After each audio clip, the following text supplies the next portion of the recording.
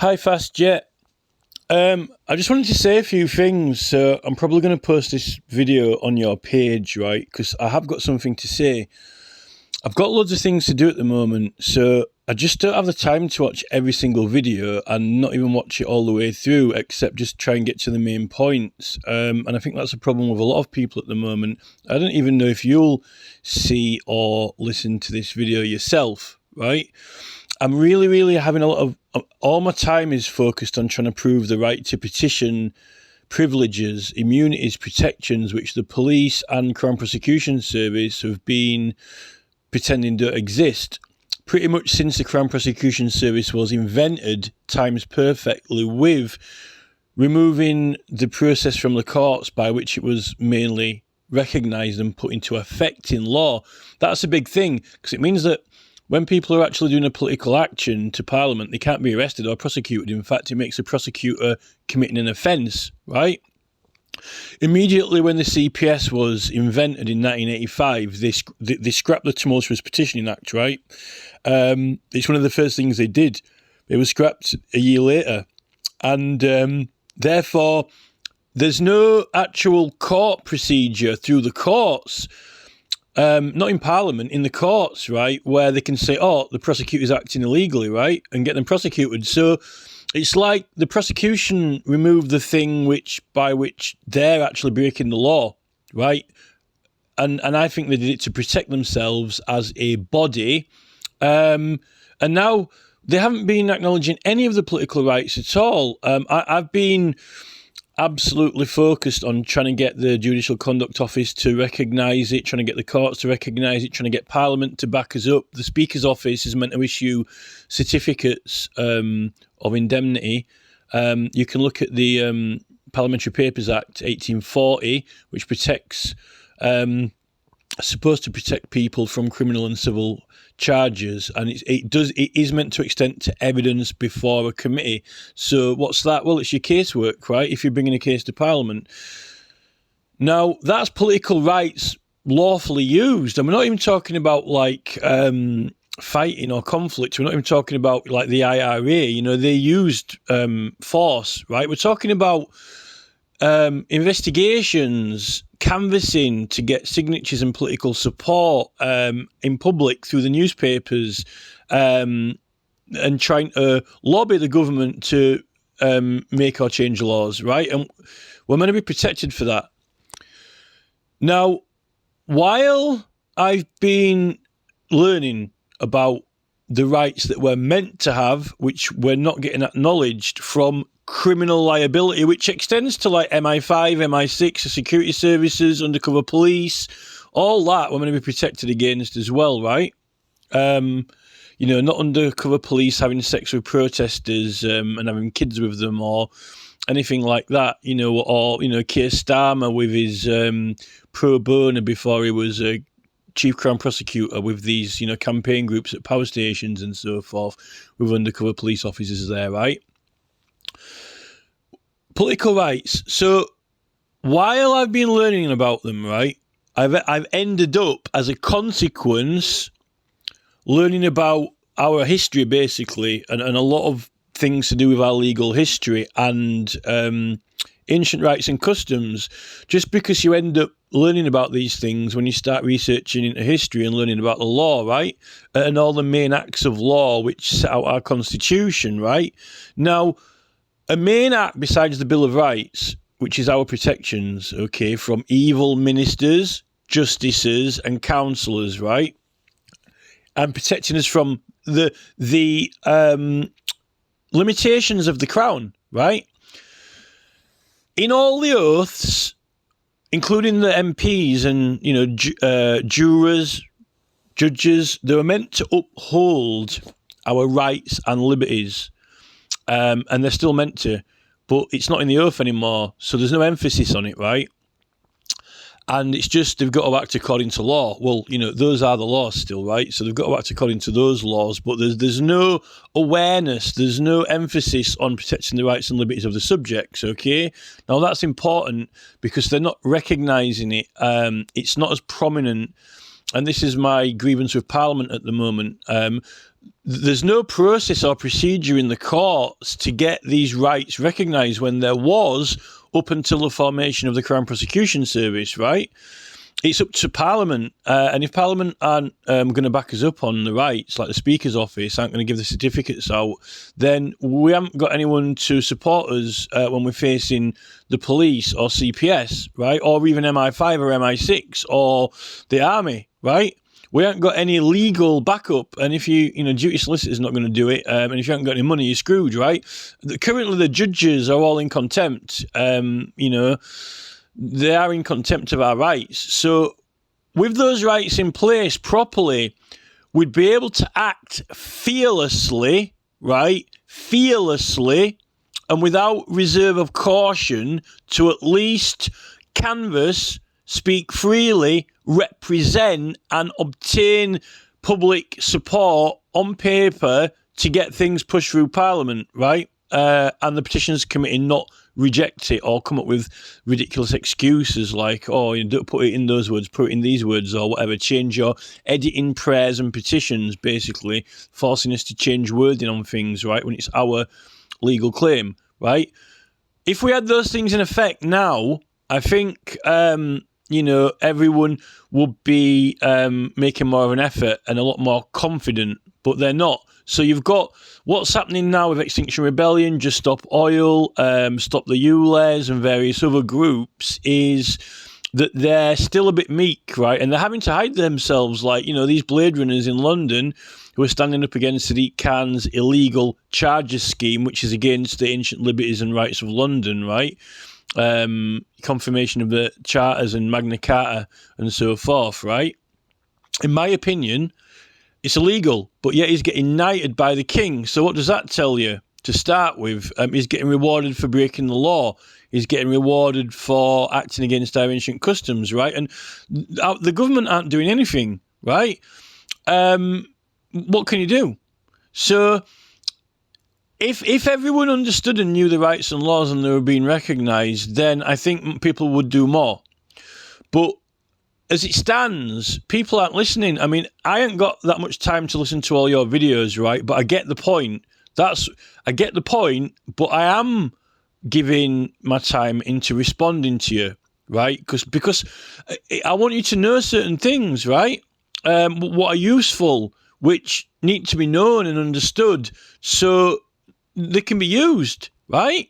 Particularly legal principles, which people don't know of. Now, all that being said, I know that there's this Coach House Chambers, this Alan guy who's one of that black belt barrister's friends. He does military law, but I don't necessarily think that these guys are that good lawyers. There are better lawyers out there.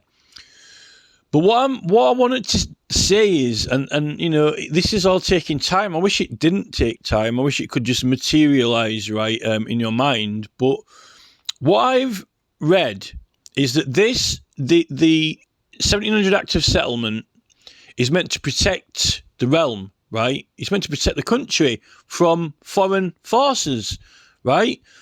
But what are the foreign forces? Now, this is the thing.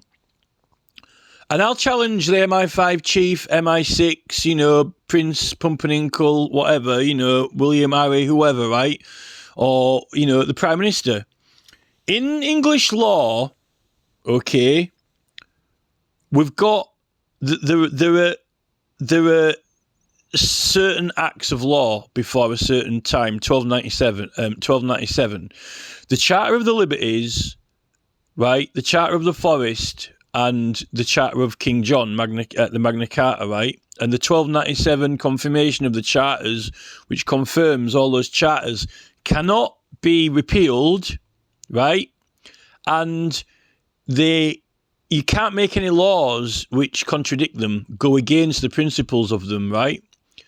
Any act of law which is made which go against those laws is null and of no effect, right? This is what English law is, right? And it acknowledges the ancient customs of Edward the Confessor and the country. So that means that when William the Conqueror conquered us, right? If you want to, call it lawful or not, they've still kept in effect the previous laws of the previous king, right? The laws and customs, and they're not actually changing the identity of the country. They're taking over rulership, right?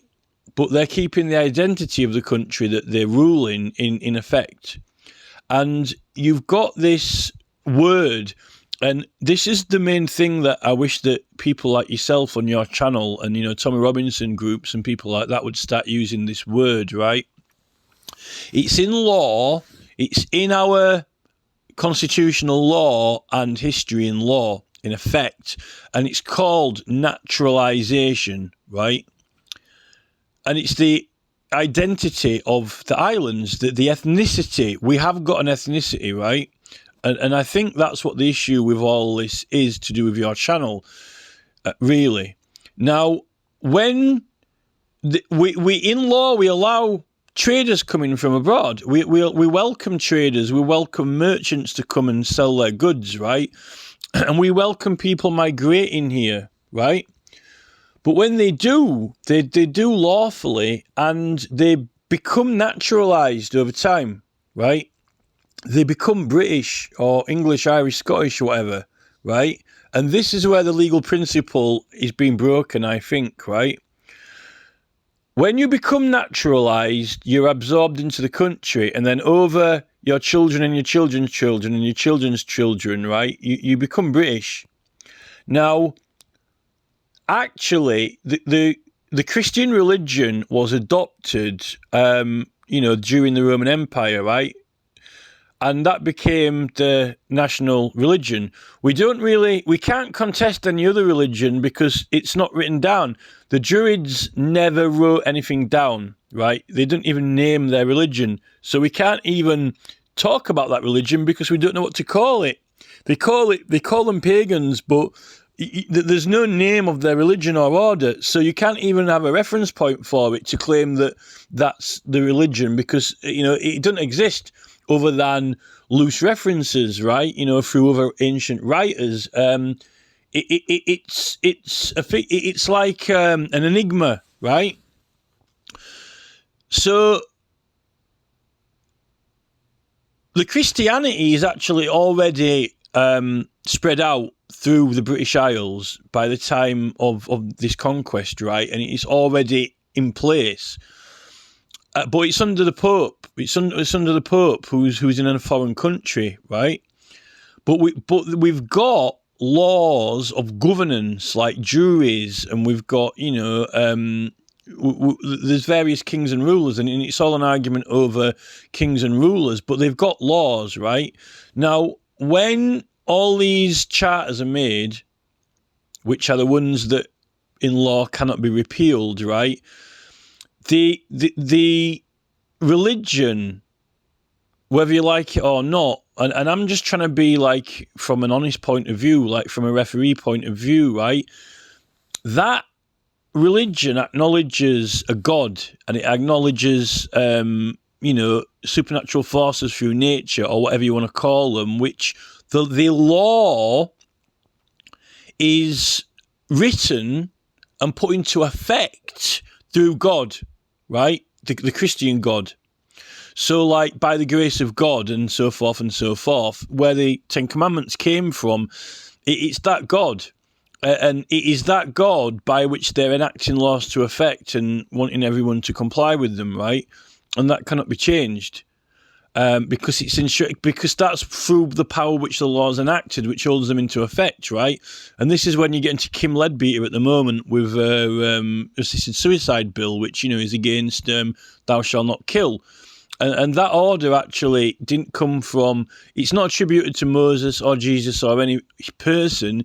It's like God commanded it, right? The same God and origin of force of which we're using to enact laws, and who is basically holding them all into place, right, into effect, and through which the force of all the kings of England act through and with that force. So that cannot be undone, right? So that Kim Leadbeater law is illegal because it's against the Confirmation of the Charters Act, right, and the liberties of the church and several other acts of law, and in fact every act of law which is by the grace of God, right? So Kim Leadbeater in Parliament and every MP who voted for that assisted suicide bill is a criminal, right? Because they breached parliamentary privilege and they should be impeached, right? And that can be debated by us. We can make our MPs debate it in Parliament because we've got the right to petition them to argue any subject, and it can be questioned in Parliament through petition, right? So that's illegal. They're acting against the law, right? So if anyone tries to kill someone through assisted suicide, even if they do put that bill through, because it's void and of no effect, you can stop them. So you can physically use force of arms to stop any government official from killing someone through assisted suicide because that law isn't of no any effect. The assisted suicide bill will never be of effect, can never be of effect, and will never be of effect, right? I mean, I wouldn't like to be in the position where I'm begging to die, right? I'm begging someone to kill me. But, you know, you don't need a law to do that if you're that desperate, you know, unless they've chained you down or something. There are loads of people who jump off bridges, and I'm not suggesting that I wouldn't want to do that. Many people have died from skydiving for fun, you know, through accidents. But effectively, a human being is not allowed in law, through the law of God, to kill another human being, right? And not everyone believes in that religion, remember, but it's meant to, Protestants have the right to bear arms for their defence and the defence of their fellow Protestants, right? So you're through the 1688 Bill of Rights and all those laws, you can bear arms to defend human lives from being killed, right? That's law. An MI5 and MI6 can stick it where the sun don't shine for all I care, because if they try to stop anyone from using arms to protect a human from being killed by another human, then they're actually breaking the law, and you've actually got the right. But we don't have the weapons that they've got, even though we pay for them and we bought them for them. They're really our weapons, not theirs, right? So that's to start with. Now, when it comes to the rest of it, from then on, from the religious side of it and then through the law, it acknowledges our ethnicity and it acknowledges the people, the people of these islands, right? And their identity. It's ancient rights and customs. What are the customs of these people, right? We've got certain customs, you know, like Christmas and things like that, right? They're acknowledged. And we've got a legal right to defend and protect them. And when aliens and denizens come into this country, and merchants and traders, right, if they want to live here and dwell here, they become English and they become British, right? This is what Graham Moore was talking about on Resistance GB, right? Now, when that happens, you've got people becoming British at a certain rate, okay? There's a certain conversion rate, a certain naturalisation process, okay? No one is, saying that they hate foreign people or want to hurt them or attack them or be nasty to them, right? Because we welcome foreign merchants and traders, right? But at a certain point, right, when you're making a cordial, when you're diluting water in a cordial, you make it to a certain strength, right? Or it's too strong, right? And what they're doing at the moment, and I think with intention and on purpose, right, is that they're flooding the country with foreigners. And that is because they don't like the strength, the potency of the British people, right?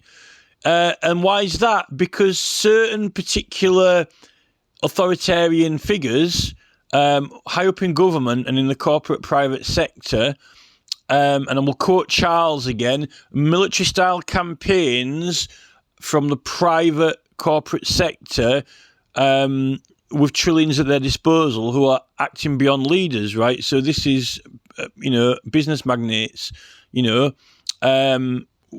don't know who they are for certain, like BlackRock Vanguard. They are, it's a military-style campaign against our country, in my opinion, to denaturalise it in order to get the advantage.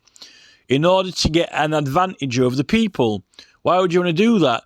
Well, because if you haven't got an advantage over the people, then you can't make them do what you want all the time and get your way and win, right? Because you've got a strong opposition and a fair opposition.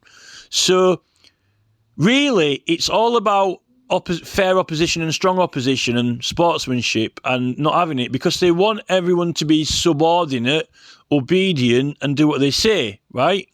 Like Tony Blair, basically. You know, Tony Blair is the demagogue of it all, you know, and he's got these mechanisms of implementation, stage by stage, right? Section by section. Now,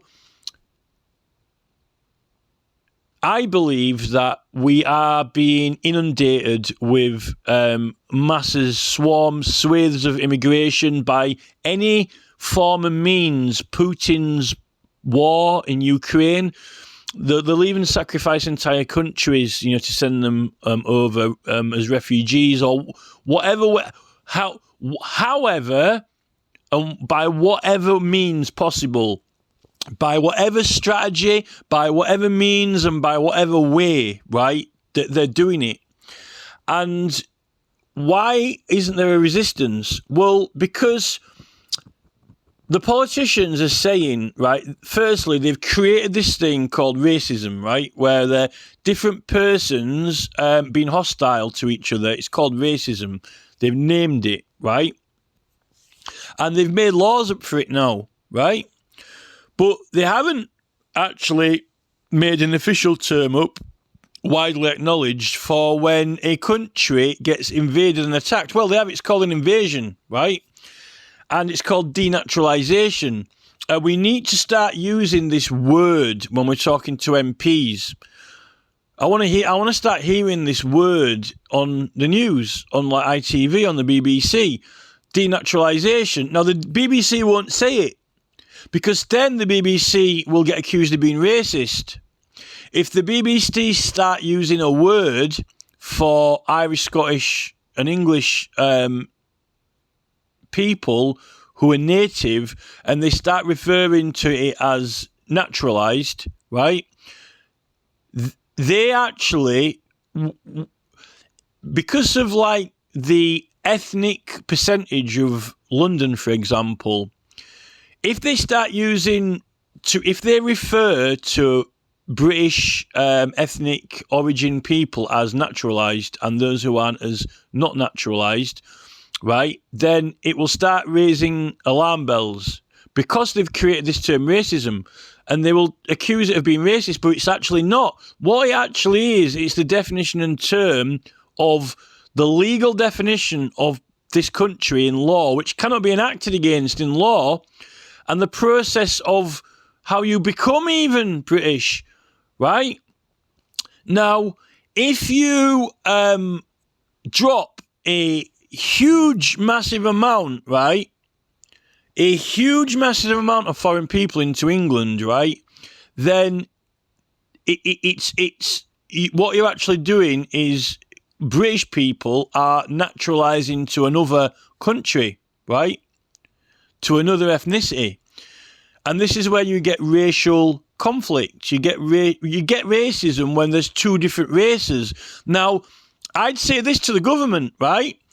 If you've got, right, a particular amount of people coming into the country who are becoming naturalised to being British, where's your racism?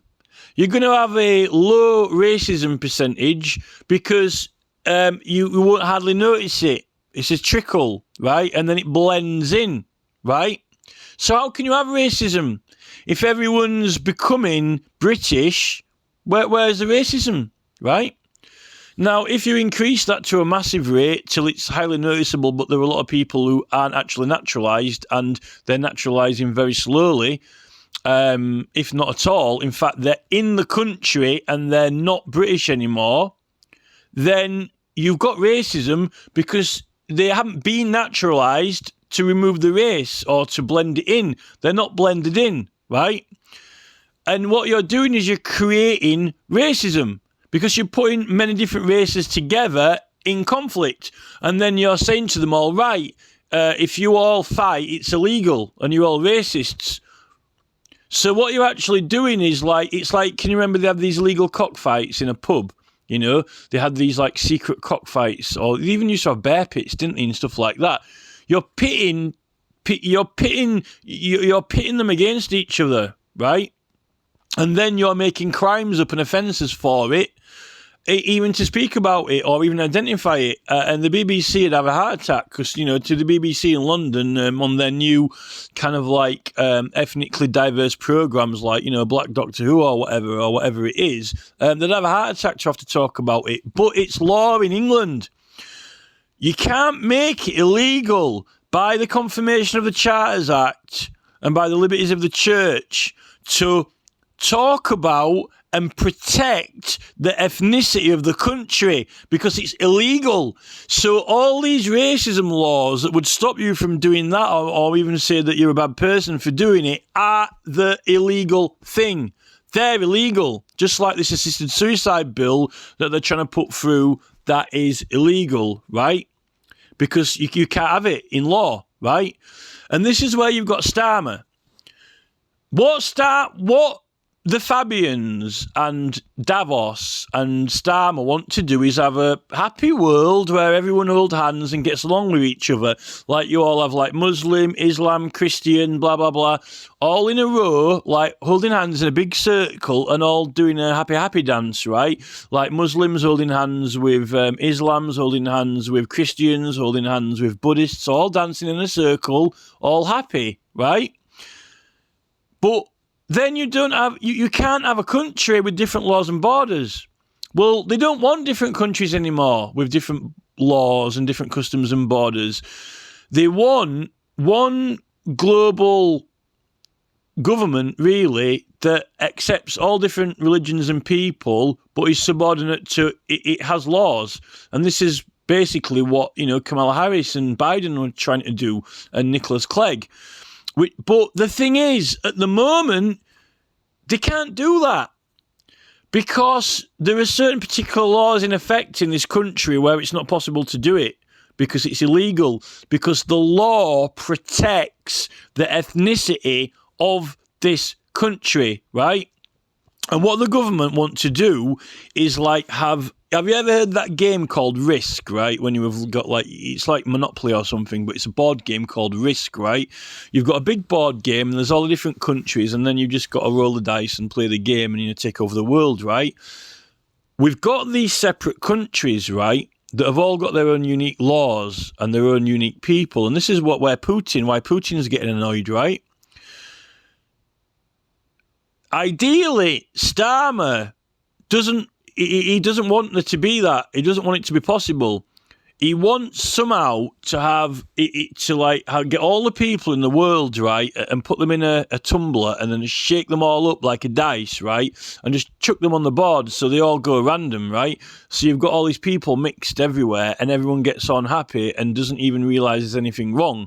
But magically, there are actually countries and there are actual identities and there are actually ethnicities. But if you actually do that if you could do that with the planet, if you could like plasticine or something, right, get all the countries and continents, right, and all the religions, right, and all the towns and cities and places, and mash them all up like a piece of plasticine, right, and squidge it and mix them all, and then just get a rolling pin and start again. You haven't got countries, right? Africa's desert. The people from Africa have certain colour because the weather made them that way, because God made them that way, and there are certain smells, certain colours, certain spices, certain plants, certain things. Why go on holiday somewhere? Oh, it's different, right? It is what it is, right? There's nothing wrong with travelling there, and there's nothing wrong with people travelling here, right? Or even living here. But there are different religions, they exist. I mean, what's the point in studying them? What's the point in knowing they exist? They're saying they want the schools to be open diversity and learn about other cultures. I don't need school to teach me that because I'm interested in other religions anyway. I'm interested in other cultures anyway. I'm interested in other things anyway. I'm going to read about it. I don't need school to teach me about it, right? I'm interested in it. right? But what they're doing now is they're kind of forcing it on people and making it compulsory. Now, that act of settlement and our ancient customs, if there is no English heritage or people to study, what are foreign people going to learn about? Because you don't go from Mongolia, right, to England to learn Mongolian in England, right? You know, it's different. And it's not going to be different here from where it is there. I think people like Sadiq Khan and Starmer, they want us all to be the same, right? But we're not. We're not all the same. If we were all the same, we'd all be like clones, right? And this is the problem with these people. You know, you don't need to. It's not about fighting and arguing or hate or anything like that. It's like having something, right? There is something. It's like getting out. It's like, going outside and there's something there rather than, where's it gone? It's not there anymore, And these people are trying to dictate who we are and what we are and so forth, right? And actually, a lot of these people who aren't fully naturalised are getting into government and now they're putting laws through. Why? Oh, because we need laws that are like, friendly with aliens and denizens, right? We need to change the laws in England to be a little bit more accommodating to foreign people. Well, no, what you're actually doing is you're making England into another country, right? Instead of them being naturalised to our laws and customs and ways, what we're doing is you're denaturalising the country, so, you can't speak freely anymore. You can't have opinions anymore. You can't have views anymore or this or that. And that's what it's all about. And, I don't go to India and I do not tell them what religions they should or should not accept. It's not my country. I don't tell them how to run their country. Tony Blair does. Tony Blair is a meddler, right? He's meddling in other countries. In fact, he's setting up other countries, governments, and he's trying to make the whole world compatible so he can take over it and be in charge of it with all his lobbying crews. And then he's taking, governments to court when they're having future profits of businesses and so forth. And this is when we get on to BlackRock Vanguard, right? Because those entities are illegal at the moment in law. They're actually illegal and criminal. The existence of them is because they can't exist in law. Matt Kennard's investigating them all, right? And he's proving that when our government makes laws which these big companies and entities don't like, they sue them because they're harming their potential future profits and so forth, right? Now, another thing in the Constitution, in the law, is that the realm, right? This realm, this kingdom has to be run for the profits of all, for the profits of everyone. Well, it's not, because no one's got any money. No working class people have got any money or ever make a profit, right? In fact, these big companies and entities are buying everything off the other people, right? And they're all becoming into ownership of private persons. And this is what Charles says. The military-style campaign from a private corporate sector beyond leaders with trillions at its disposal, right? Well, what he described there is illegal. The existence of it is criminal. And it doesn't even need to be proved to be found attacking us or doing anything to us through its business actions, right? Like the food industry harming our health. The NHS is not suing these companies and their shareholders for their strategic harm to the health of human beings. This is what Robert F. Kennedy Jr. should be doing, right? Robert F. Kennedy Jr. should be actually going to this big international court or whatever it is where you can sue governments for harming future profits, but actually sue it for harming the health of the people, right? What Robert F. Kennedy Jr. should be doing is saying, right, I've assessed the health of Americans, and I've got a chart, a graph, a spectrogram or whatever, and he says this is the health of everyone in the 1960s, and then this is the health of everyone in the 70s and 80s and 90s because of these foods, and he's got like a graph of all these illnesses and a graph of the obesity growing, and it was because of these companies, right? But these companies have all been using strategies and business plans. They've been intending it, and they've actually even been surveying their customers and gathering science data and even planning more products. And then what they've been doing is buying each other out and continuing it and taking responsibility. If it's like, Tom, Dick and Harry, right? If you've got all these companies who are completely separate and doing their own unique thing each, right, you can't have any accountability. But when they're all being bought up by these bigger companies who then own them and have large stakes in them and even are directing them and doing these AGM meetings when they're voting on actions, they're actually assuming responsibility, the ability to respond, right? And they're actually got liability. Now, this is when you're getting into like COVID and pandemics and Fauci, and they're trying to evade liability for government actions. They're granting them immunities and so forth for these pharmaceuticals and that. Well, they haven't got immunities for fast food, that's for sure, right? I think ownership proves accountability and responsibility. Ownership proves accountability, and ownership proves responsibility. And they haven't been responsible, and the future projected health of the nation is actually their fault. And we should be suing them. The NHS in England should be suing these companies in that court for harming the projected health of the people, right? And that's just to start with, because really, it's their very existence and profit which is illegal. BlackRock Vanguard its existence is criminal because there aren't any profits of all the realm.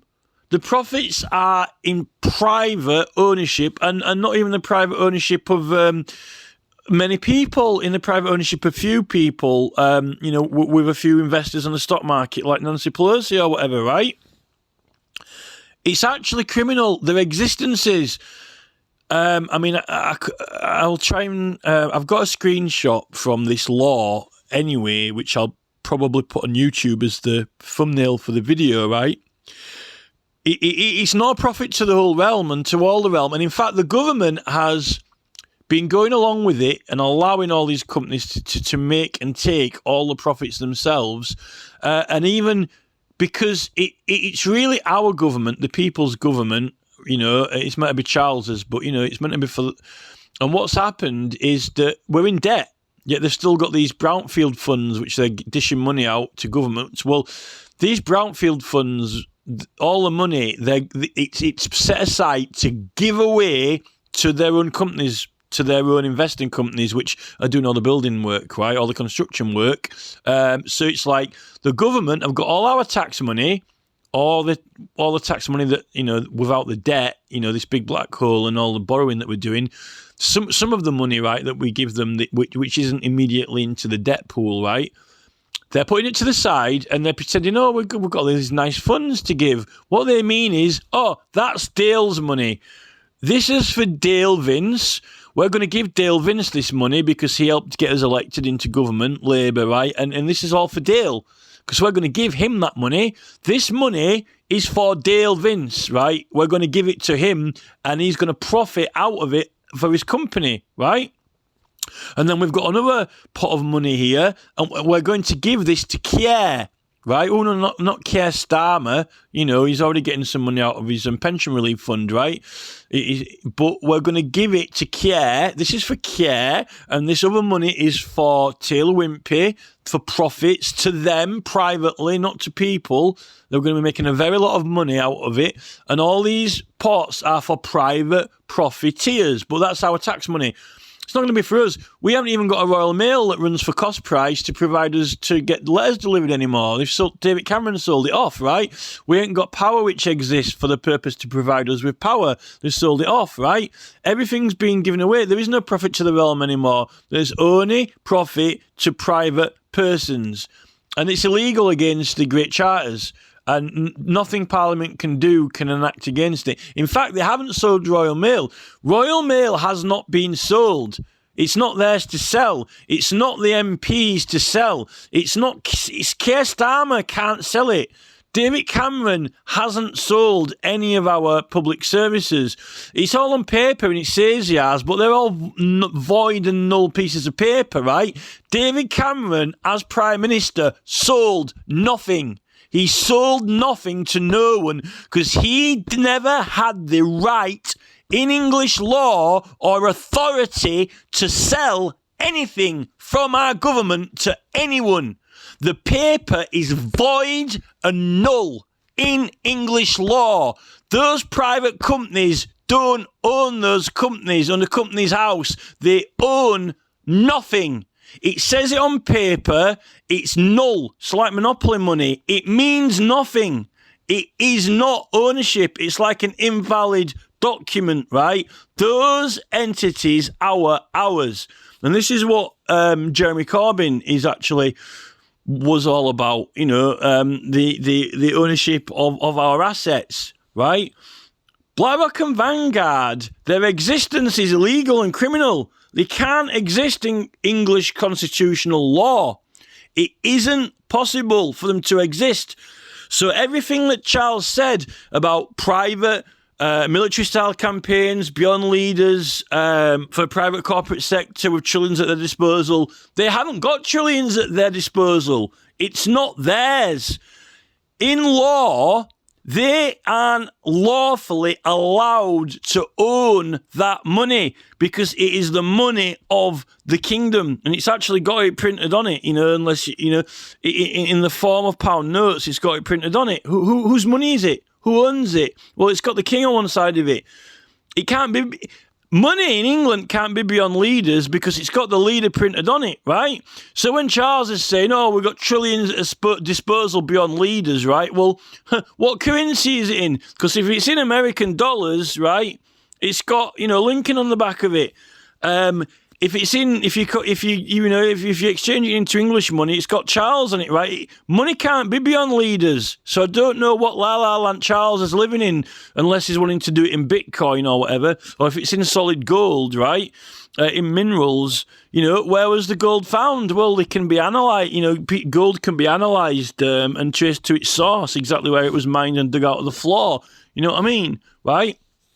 So we know where all the gold comes from and who originally it was, right?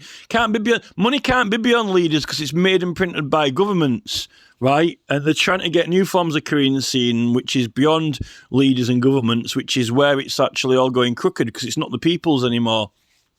But I can tell you for a start, those businesses and companies are criminally existent. They exist illegally. They're actually illegal entities and companies because it's not theirs. It can't legally be theirs because a profit, right? One person can't actually own all of the money of the country if they wanted to in English law. If all the companies in England, right, sold their companies, even if they like to not Bill Gates, trying to think of in English, but Dale Vince, right? Dale Vince isn't allowed to own every country in England, right? Because if Dale Vince bought every country, every company in England, right, personally himself, and somehow all of the money, everyone gave it to him, they're not allowed to in law because it's not to the profit of all the realm, right? Even if they gave it in by charity. In fact, like when you've got a cap on charities, right? You can give so much to charity without tax, but if you do it over a certain amount, it's taxable. You can't actually, everyone in England, right, could not make a charitable donation of all their money to Dale Vince, right? Because if everyone in England, right, gave their money to Dale Vince, it would be a criminal offence because it's not to the profit of all the realm, right? It's not actually possible. You couldn't do it because it's got a cap on it at some point in law. He's not he can't take ownership of all the companies because that's not to the profit of all the realm either, right? He has to be an even distribution. So, you know, there are questions in that side of it. But coming back to the ethnicity, and that's really what the ethnicity is like. If you think about the model, right, for that, the businesses, it's going to be for the profit of all the realm. So you can't have these, like, you can't have a small number of big owners, right, with taking all the profits because it's not to the profit of all the realm. You know, they're making the profits. You know, like I said, a wage is not a profit. When you go into work, right, you sacrifice 8 hours of the day and then they compensate you for your time, right? You've been paid off for what time you lost, right? So you're transforming time into money, right? But that's a transformation process. You aren't coming out with a profit on top of it. If you grow an apple and it's worth 10p and someone gives you 10p for the apple, right? That is a trade, right? You haven't made a profit out of it, right? When you go into work and what you're doing is you're exchanging 8 hours of your time for some money, but you don't profit from it. You're not making a profit. And if you're a very highly skilled person, like a professor or whatever in, biochemistry, your 8 hours is just worth more sacrifice because you had to put loads of learning into it, right? It's like a high quality apple compared to a low quality one, right? You're never in profit. Staff don't make profits. Companies make profits. Non-profits don't make profit either. So it's definitely not to the profit of all the realm. And if you use that model where the whole realm itself is meant to profit from it, then it's all even. Now, this is the thing with ethnicity. The whole planet, right, has got multiple ethnicities, right? They all exist, right? Now, they're all meant to prosper and they're all meant to exist, right? Well, it's not euthanasia. Hitler wanted to get rid of the Jews. Hitler wanted to kill the Jews, right? That's genocide and getting rid of a particular ethnicity, which is illegal and racist, right? But not protecting an ethnicity like England. It's not illegal or racist to protect your ethnicity and your stakeholder on the planet and your identity and who you are, right? That's not criminal or illegal. And the BBC should not be portraying it as racist to want to protect your identity and ethnicity because it's not. There's no hatred in defence and protection, right? The only thing that's hostile is when you've got people like Tony Blair, the Fabian, going around the world shaking hands with everyone, secretly, saying it's someone else's problem, and taking over the world with his Fabian cult and installing governments everywhere and making them think and believe that he's doing them a favour. Lead them to believe that they're in control when actually he's taking them over and running the show just with smiles and handshakes, which is what they're doing. This is what their business is, taking over the world with smiles and handshakes, welcoming all these different cultures into their organisations, giving them executive jobs, executive roles, all these positions, and being really friendly with them while secretly they're implementing all these, directives and orders to control and manipulate them all and make them do what they want. And all the assets, is clearly evident when all the, you follow the profits, where are all the profits going? They like surrounding themselves with servants. And I think that's the difference, right? This is what the British government's become, right? The British government likes to surround itself with servants, right? These people are servants, but, we're going to pretend that they're equals. We're going to pretend that they're our friends and shake their hands and everything. And I'm not trying to make out, that anyone's better than anyone else because everyone's got different skills and attributes, right? But what I'm trying to say is, just in Parliament now, I'm trying to get a certificate, from Speaker Lindsay, and he's been awkward, right? And the Parliament staff are the servants, right? They do as they're told. And I actually believe that it's all about this, have you got your... This is a thing with like Sadiq Khan and Starmer, right? They're all friends, they're all shaking hands, they're all smiles, it's all equal opportunities. But really, right, it's servants and masters, right? And in a healthy government, what we're meant to have in the House of Commons is we're meant to have opposition. We're meant to have fair opposition, and they're meant to be opponents. That's why it's called an opposition, right? When they're all servants, they're not opponents, right? And like now we're getting obstructed from some petitions, which are perfectly valid. We're getting our political rights denied us, right? Because it's masters and servants, right? When you're petitioning, you don't have any masters or servants. Everyone's equal. So this is what they're putting the position of England in, rather than fair and healthy opposition in politics. They're putting it in as in slaves and masters. And you might say, well, we're giving you a little bit of opposition by flooding it with immigrants. Now you've got a bit of opposition, haven't you, eh? Well, actually, that's the thing. But that's what they're doing is they're flooding us with some tough opposition, right? Like Sadiq Khan. And what they're doing is, if we oppose it, then we're racist. Rather than, so this is the thing. Our opposition now is racism, because what they're doing is by putting multiple races in England and letting us fight it out, then they've got a new game called, now you're all criminals, rather than, in Parliament, they don't have that, because you can't be prosecuted, because it's parley, because it's, freedom of speech and privileges, right? You're privileged not to be liable to criminal proceedings for your opposition, but they aren't actually allowed to oppose anything, because apparently it doesn't exist. There's nothing to protect or defend. Apparently we're all the same. All these people from different countries, we're all the same. There's no differences. Yet there clearly is, because they're changing all our laws and they're changing all our beliefs, and the crime's gone up. How can you say England's altruistic now, right? Was there any altruism to protect in the 1950s, in the 1940s, in the 1920s, generally? That it's got worse. It's not altruistic anymore. It's not voluntarily altruistic. When you need to enact laws to keep order just from normal common, things like talking in pubs or banter or having a laugh, they're not choosing, they're not choosing to behave a certain way. Starmer's regime at the moment, right? When you've got a healthy country, people choose to act a certain way, and when they don't, people understand it and accept it, right? What Starmer's doing is he wants to make people act a certain way, force them to do it by law, or criminalise them, And this is the thing.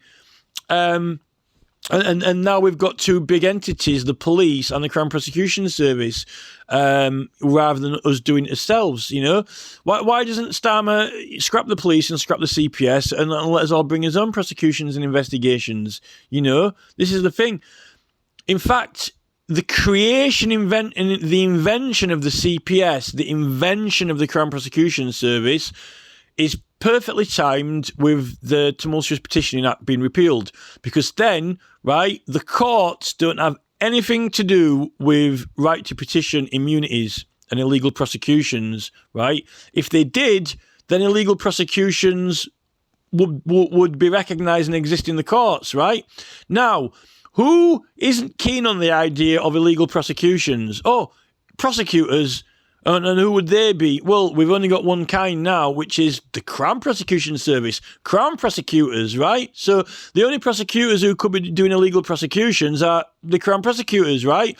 And who are the prosecutors who don't want to be prosecuted? The Crown prosecutors, right? So, we need to get rid of that act. We can't have that going around the courts. Tumultuous Petitioning Act, it means that, we have to recognise that some prosecutions are illegal, criminal, right?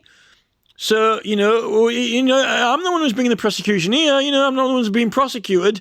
So, to protect themselves from being liable to prosecution, they pulled the Tumultuous Petitioning Act. And that act would have actually prevented a lot of these big demonstrations which are causing problems, because they've all been consented to by juries, and there wouldn't be any question about their legality. And then, anyone else who was using political rights, if it was under 20 people, would only be doing small petition activities like investigations or inquiries or submitting evidence to Parliament on a smaller basis. Larger ones, which get put in the newspapers and so forth, were all consented to. And actually, Parliament are now, what the House of Commons are doing in the Petitions Committee, they're picking and choosing, they're rejecting a lot of petitions, but you don't need consent to it anymore.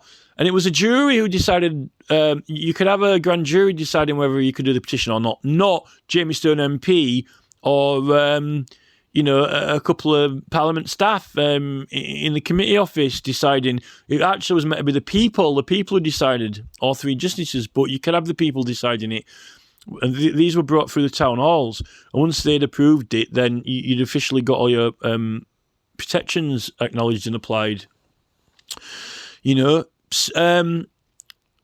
the other thing that I wanted to talk about was the IRA, right, which must ring alarm bells. But the IRA believed that their country and religion was under threat from imperial forces, right? So, they apparently, defended it with arms, which when you had the whole troubles in Northern Ireland. I don't know whether or not that was a set-up or not, or whether it was, it put a lot of people off wanting to go to Northern Ireland and learn about Irish culture because they were scared of it and learn about Irish ancient sites and history, right? So it had negative effects because people didn't want to learn about the previous, religions and customs which were all held in Ireland and the Celtic language and things like that. People were scared of going to Northern Ireland. Now, also, MI5 and MI6 need to be very clear about this, right? In the Bill of Rights, it explicitly says that any employed forces which are acting against the law unlawfully, right, you're allowed to bear arms for defence against them, right? Now, that assisted suicide bill is illegal. And denaturalisation of England is illegal. If it's happening, it's illegal, right? Whether you like it or not. If you can prove denaturalisation happening to this country, whether it be through the laws, the customs, the right to use money, the right to be protected from other humans killing you, like assisted suicide bill, anything like that. Large corporate companies owning all the money, taking possession of all the money, all the profits, and not being distributed through the realm, right? That's illegal. Anything like that, we have got a lawful right to bear arms for defence against any employed forces. Well, that would be a military-style campaign coming from the private corporate sector beyond leaders, right? You can defend yourself against that, for sure, right, with arms. So I don't know how that compares to the IRA, but this is the thing. Can you prove it? Well, we're not allowed to. They're trying to stop us talking about it and identifying it and categorising it because it's all now under racism. If you are in any way opposed to anything happening ethnically to the country, apparently it's racist, but yet if it's happening to us, England, apparently, apparently it's not racism, right? Well, actually it is. It's an attack of our ancient customs and rights. Starbucks, with all this getting rid of cash, exchanging tokens for trade is an ancient custom. That's why it's revenue and customs, right? That's illegal. That's an attack on our ancient rights and customs. You can use arms for defence.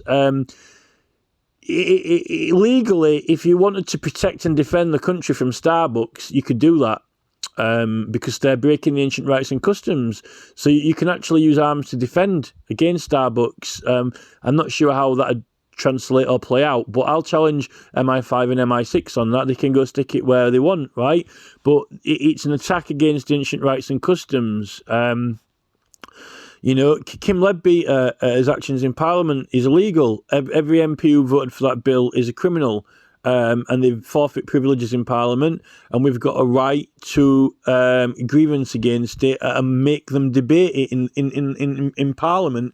It can't be decided anywhere out of Parliament, but we can put it into Parliament to make them debate by petition, because we've got the right to raise the subject and put it into Parliament where it can be decided. So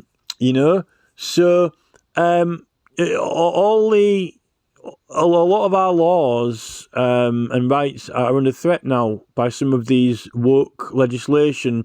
A lot of it's illegal, and there's also a lot of mistakes, like the life peers rights being taken away. Like Lord Hanningfield was prosecuted, although they managed to prove they managed to prove his rights, but there's certain life peers' rights to not be tried by a magistrate's court. Well, they're taking all the juries out of there now. You see, we're meant to have also the religious side of it is very, very important for like the Christian faith and forgiveness and in courts, right? The whole legal system, we're meant to have juries at all levels, including magistrates' court, and even in local councils for local council decisions, we're meant to have juries in there as well.